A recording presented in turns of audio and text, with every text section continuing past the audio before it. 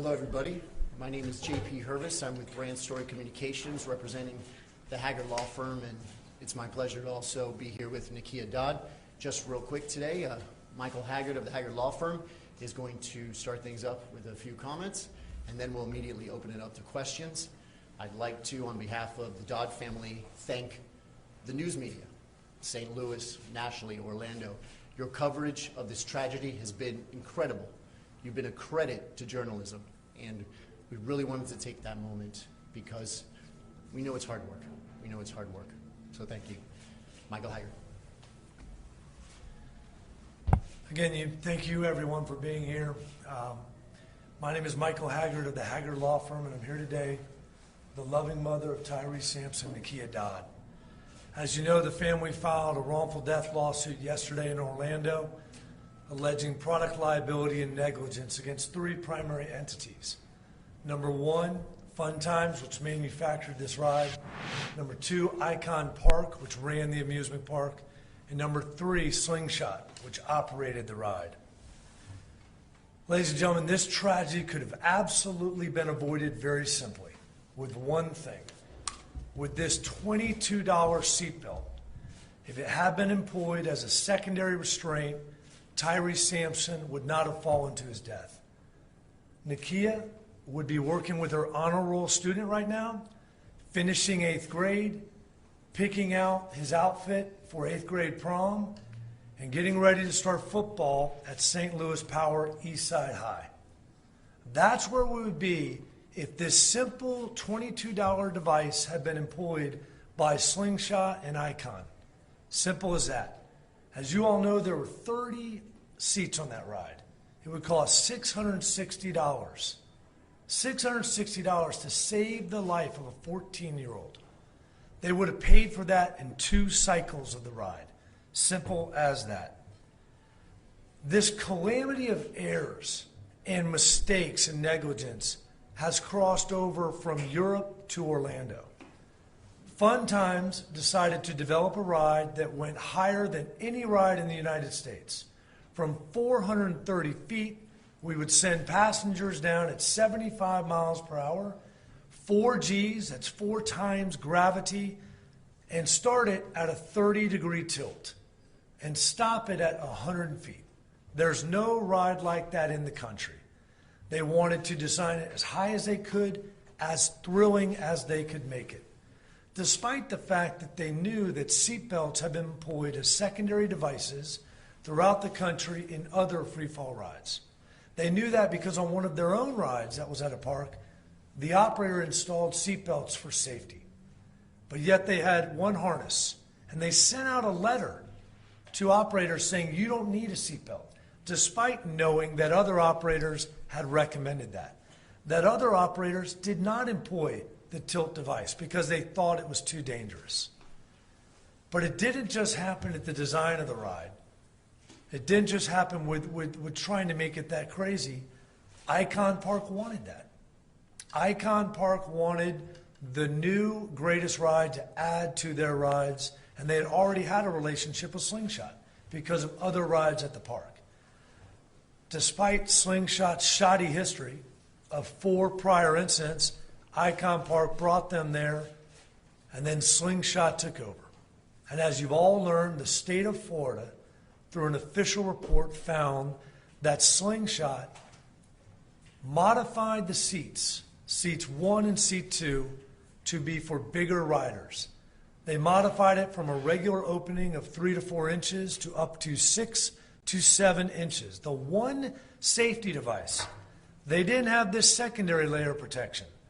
They had one harness, and they intentionally manipulated it to the point where when Tyre Sampson was on the ride, it opened approximately to 10 to 11 inches, and that is why he fell out.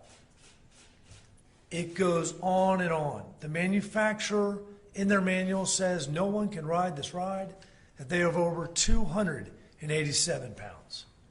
Yet, there wasn't a sign saying that. There wasn't a scale on premises, a simple scale, but there was a metal detector to see that people didn't have keys or phones that could fall and maybe hit a bystander. They had a full-size metal detector like we see at the airport, but no scale. When the manufacturing manual says you can't ride the ride more than 287 pounds.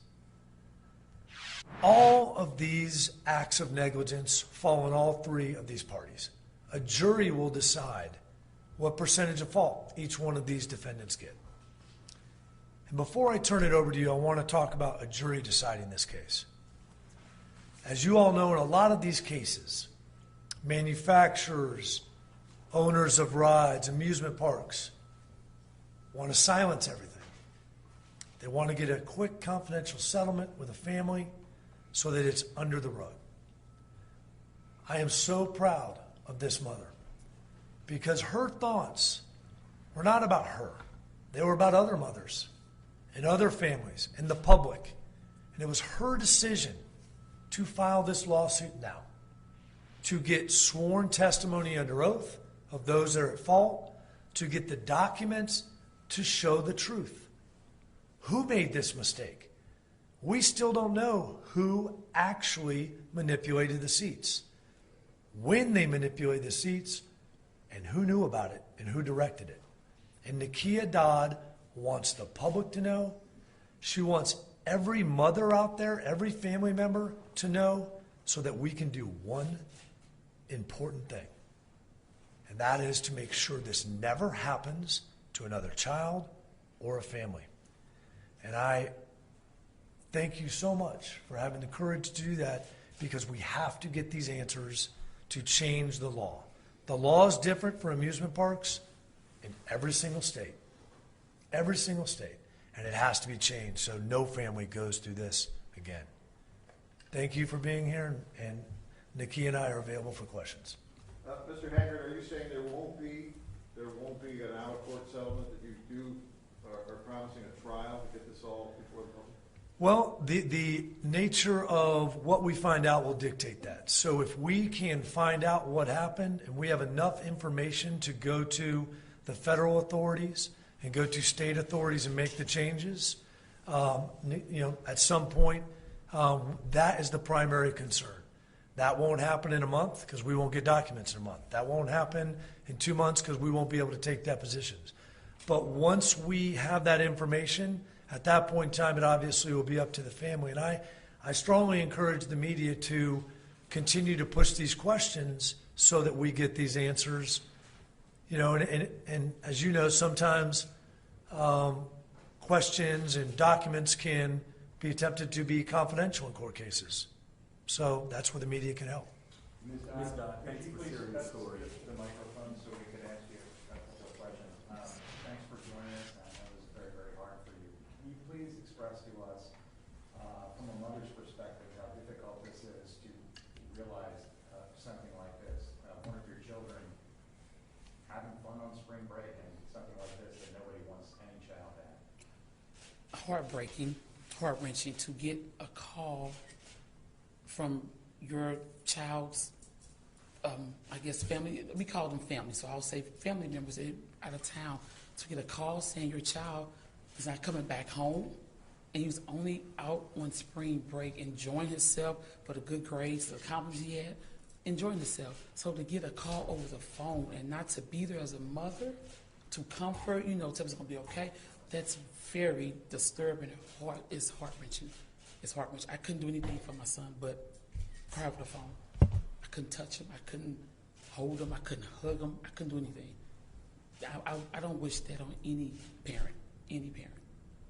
Ms. Dodd, what changes would you like to see to make sure no other parent has to experience what you experienced? More stricter laws for the rides. If it's, again, going up like a certain amount of feet in the air, weight restrictions, more workers, better safety protocols.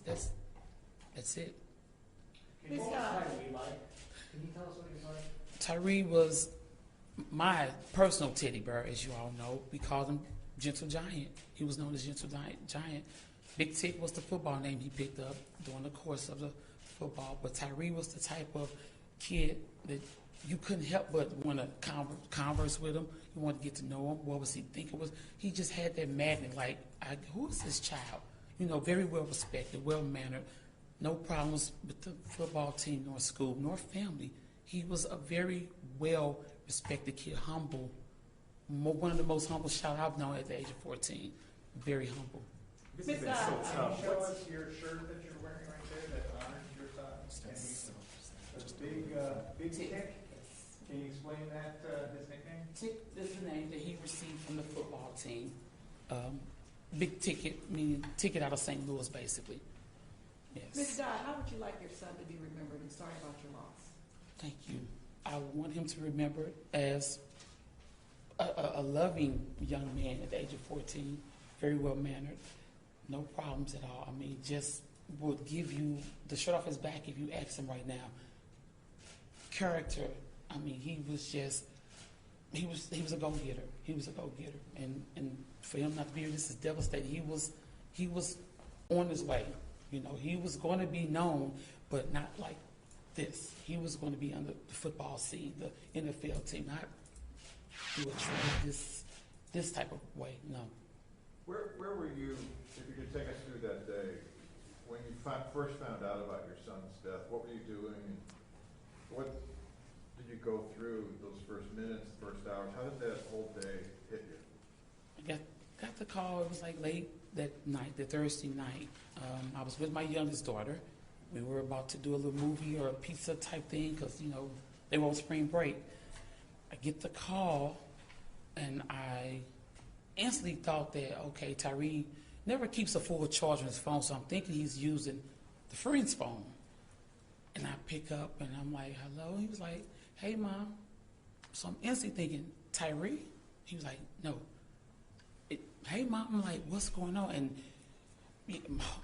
to get the news over the phone, that is devastating. My whole concern was, is he breathing? And are you with him? That was my main concern. Are you with him? I needed you to be with him because I wasn't there. So I needed somebody that I left in charge of Tyre to comfort him for me because I had to do it over the phone. I had to do it over the phone. So that was gut-wrenching. Yeah, not a good feeling. If you had something to say to the companies responsible, what would you say to them? They can take the ride down completely. You know, just get rid of it altogether. That's too big of a risk. Not enough safety measurements. Take it down. Ms. Dodd, any particular stories you want to share about your son? And have you personally been to the site to visit it? I know it's probably tough. I'm sure it's tough for you. Have not been to the site. I have not. I have a lot of stories to share. Tyre was, he was just a humble kid. You know, he had this basketball was another sport that he played. He played for City Garden. The biggest kid on the team. You know, I think they thought Tyre was the coaches sometimes because they listened more to Tyre versus the actual coaches. And, you know, we got footage of him like telling the team, if you would have did this, you know, we probably would have won that game. You know, he was always implementing something. Win, lose, or draw. He always put himself like, okay, listen to me, guys. You know, not because I know what I'm doing. Because he played basketball with the neighborhood, our neighbors, and these are like older guys. So when he played with the school, I was like, you might be a little too rough, you know, I don't know, but he did. He was a coach versus a player as well. So, yeah. And what's kept you so strong? I mean, it's been a month and you're speaking with us now. You know, of course, there has been no rush, but what's kept you so strong this past month or so? I have a 9-year-old that I have to be there for. You know, I have other family as well, but my 9-year-old is my main focus right now. And Tyre wouldn't want me to crumble, so, you know, he had that, you know, that strong demeanor. I have to keep it up in a sense, but my daughter, I have to be strong for my daughter. What's your message to families that are looking at the situation, not able to grasp something like that's happening, and now that you're pursuing this lawsuit and want to see changes? What is your message to families with children like your son's age? I guess my message would be to the families, I don't want them to not let the kids enjoy themselves, but if you do decide to let them get on rides like that, double check yourself. You know, go up there and make sure the restraints are in place. You know, can your child ride? You know, does your child meet the qualifications?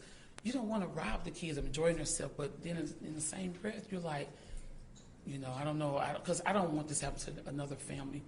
not just the child, but another family, period. So you may have to do maybe your own safety measurements, your own safety checks. Do you remember the last conversation you had with him?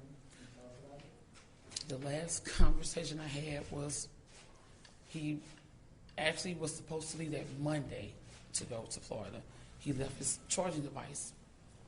He comes back home. He texts me and says, "Hey, Mom, I'm going to be pulling back up. I left my charger." I open the door, and he goes back in his room, and he's, getting the stuff he left. Mind you, we know boys don't like to give hugs because it's just like too mushy for them. So I said, "Oh, you came back to give me my hug." I actually said my last hug. "You came back to give me my last hug." He said, "Oh no, Mom, they're waiting." So he's bagging up from me. And I have a long hallway before you get to the door to exit.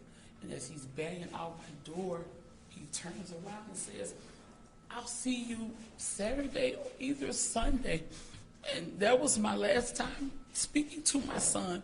And that Sunday, I was waiting for my son to come home because that's what he told me. "I will see you Saturday or Sunday." So to get a call to say, he's not coming back. I mean, I'm still like in shock. This is a nightmare. That's an extended nightmare, to be honest. His last words to me was, "I'll see you Saturday or Sunday." I'm walking back in this door. The same way I left, I was expecting to see my son return to me the same way he walked out my door.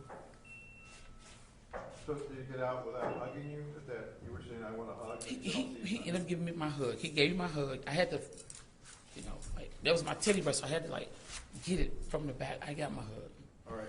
Let me ask you about the anger anyone would feel when a child dies. Mr. Haggard said they didn't even put up a sign that said, "You can't weigh more than this. Here are the rules," that your son could have seen and not gone on the ride. How do you feel? Do you have any moments of anger that somebody should have done something more to protect your son? I have every emotion that you possibly can feel. Anger, frustrated. I mean, I'm mad. I'm sickening. All of that, because it should have been better signage out. It should have been. Can we get more into his friends he was with? Did they have any firsthand accounts as far as he was denied other rides, or what did they say happened? I wasn't there, so I can't. Did they tell you anything about him being denied from other rides previously, or? No, I wasn't there, so yeah. How is it to hear that $22 could have saved your son's life? It's disgusting. It's disgusting.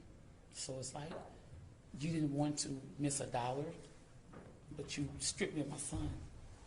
So yeah, it's disgusting. Any message to the community? I know you had a lot of support. Any words you would like to say for everyone for all your thankful hearts and prayers? They have been very, very supportive. When I say the love is all over, it's all over. I've gotten all type of special made gifts, rugs, bracelets, necklaces, pendants, and I want to thank each and every one of them for even reaching out, even to check on me. I don't even know that a lot of these people, but they make sure they message me on Facebook or whatever, just checking and making sure you're okay. I can't do anything, but I can see your hug, a virtual hug. That means a lot. It means a lot. Do you think you'll go to the free fall site? I have no plans on it. How's your daughter doing? I really think she's only 9, so she's probably not grasping the whole thing, but I think she see me like, okay, my mom is trying to be strong, so I'm going to be strong with my mom. And I let her know, cry. It's okay to cry. She still takes his phone to this day. She tells him, "I did this at school. I did this with the teacher." She lets him know what she's doing to this day still. And I just have to reassure her, it's okay to cry. It's okay. Tyre knows, he loves you, but let him know that you can cry. So you can relieve a lot of things. You have to shed a tear or two. Will you be setting up any kind of a scholarship, either at his current middle school, the high school he's going to attend, any kind of something in his name to draw people's attention to what happened and your call for safety on rides? It's currently a scholarship set up through Frank Clark. He reached out. I want to say it was established maybe a week ago. I'm not sure the date, but it was established under Frank Clark Foundation. To this day, have you heard from any of the entities reached out to you when expressing their condolences? No. Do you blame one more than the others? No, they're all equal. Everyone is at fault. I mean, I can't say you did this or you did. Everyone. As you leave here today, what will be the message that you would like for everyone to hear? To be, as a mother, and under these circumstances, and I've been saying this to my family since this happened, love on your kids while they're here. As the saying, give people the roses while they're here. That is so true. Your kids especially, let them know you love them, you're here for them, all of that. And you just as a mother going through this, it's just, I just can't express. It's disturbing. It's very disturbing to me. But my message to the family is just, I don't know, you just have to love on your kids while they're here. It'd be your judgment as far as the rides. I personally don't think I'll let my daughter participate in the rides anymore as far as being lifted off the ground, but that'd be the parents' judgment. But just, I don't know, just, it'll be your call. I just tell people, love on your kids, because you're uncertain. You're just uncertain. This is an eye-opener. It's definitely an eye-opener for me in many ways. Any other questions? Just one for Mr. Haggard. Any parting shot for the amusement park industry? I mean, this is not an isolated incident. It seems every 2 years somebody dies. Did they need to get their act together? Oh, absolutely. Like we talked about before, there aren't uniform regulations. Back in the 1970s, the authority was taken away from the Consumer Product Safety Commission for fixed rides, and there's a bill in Congress right now to give the CPSC back that jurisdiction. I mean, you think about it, we can look around this room at all the different products that we have that the CPSC has jurisdiction over, the leading product agency in the country, and we need that back. And I would ask the amusement park industry, whether it be Disney World, Universal Studios, Six Flags, all these big groups, to be on this journey with Nekia Dodd, because any of these incidents hurt them. Because like Nekia's got messages from so many families. There's millions of families out there wondering before this summer, are we gonna do this anymore? And like Nekia, I mean, going through what she's gone through, saying, it's up to you. We don't want to take the fun away from the children. Well, let's get together and let's get our act together, because you can make these things safe if you put the effort into it. And what sort of liability does an amusement park face in the current legal climate with a wrongful death case? Well, they are absolutely under a negligence standard. This is a case where I fully expect at some point we will move to amend for punitive damages. Obviously, there's been a lot of questions about, is this a criminal act? And what's really interesting about the Department of Agriculture's findings is that this was intentionally done. Having a sign up or not is a mistake. Maybe employing a scale might be a mistake. Manipulating a safety device that then, for lack of a better term, tricks the proximity sensor to say, green light, you're ready to go, because it's been intentionally manipulated, is a matter that I think law enforcement's going to be looking at in this case. Hey, Mr. Haggard, do you know anything about the fact that Tyreek was denied other rides there previous to getting on this ride, or what witnesses said happened? Yeah, we've heard he tried to get on one of the rides. Well, not tried, he went to a ride, and they said clearly you can't ride because of your weight. He wasn't weighed. But that's something that is just basic as we go to a million amusement parks. Everyone who's been to an amusement park has seen the parent and the young child walk away with the child crying because they're too short to go on the ride. That's a safety call. It's life and death. And you don't worry about offending someone. You save their life. I believe he was. I'm not sure of the ride. We've heard different things from different people. And obviously that's up to the operator. It's not up to a passenger to say, let me guess this. Let me guess where we're at. Sorry. No problem. He's just going to step out. Okay.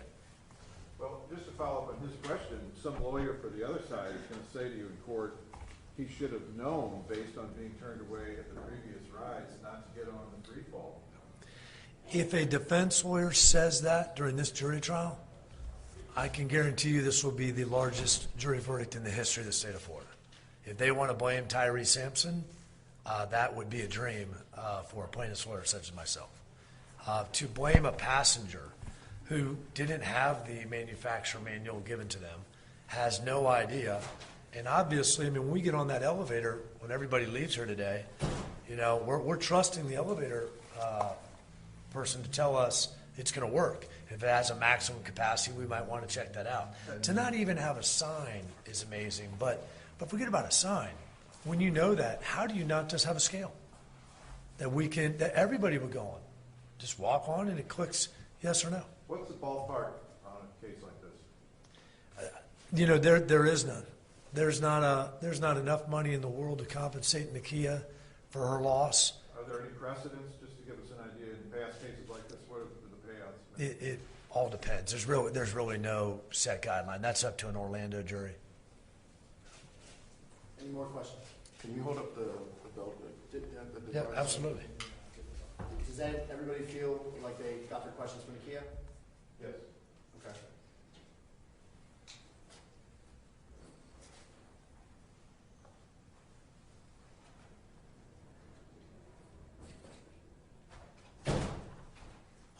That good? Thank you.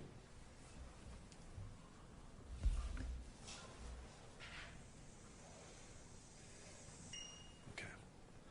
Thank you all very much.